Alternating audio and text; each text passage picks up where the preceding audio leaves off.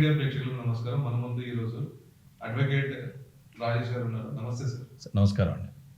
Sir, ఇప్పుడు మహిళల మీద అటాక్ జరిగింది, మనం ఇంత గతంలో చూసాం.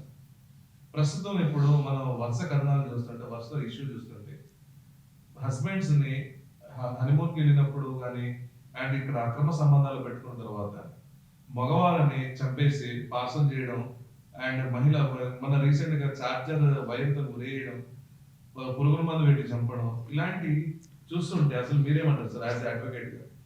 చాలా బాధాకరం అండి. అంటే చూసా ఈ మధ్యన నేను పేపర్లో కూడా నేను చూస్తే పెళ్ళైన రెండో రోజే మొగుని చంపటం, అక్రమ సంబంధాలు బయటపెట్టి మొగుని చంపటం, తర్వాత భర్తను డబ్బుల కోసం పెళ్లి చేసుకొని తర్వాత అతను చంపటం. చాలా బాధాకరమైన విషయం ఏంటంటే, ఒకప్పుడు మహిళా చట్టాల గురించి మనం మహిళలకు రక్షణ కల్పించాలా అని మాట్లాడినాం.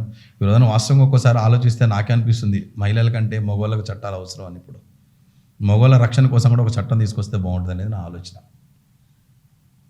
ఇలా రాజ్యాంగంలో మన ఇప్పుడు లా పరంగా ఏమైనా సెక్యూరిటీ ఏమైనా కల్పించే ఛాన్స్ ఉంది సార్?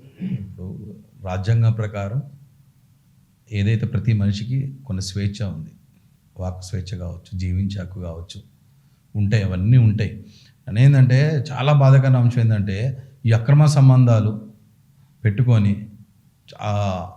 అసలు మాట్లాడలేని పరిస్థితి ఇప్పుడు. ఎందుకంటే అది చదవాలి, రోజుకి ఒక ఇన్సిడెంట్ వస్తుంటే ఈ రోజున సమాజం ఎటుపోతుంది అంటే, ఒకప్పుడు భార్యాభర్తల సంబంధం అంటే అది ఆలుమగల సంబంధం అంటే మనం మీకు తెలిసి ఉంటో తెలియదు. నా చిన్నప్పుడు నేను చదువుకున్నప్పుడు మనకి సతీసాగమనం అని ఉండేది, మీకు ఐడియా ఉందో లేదో.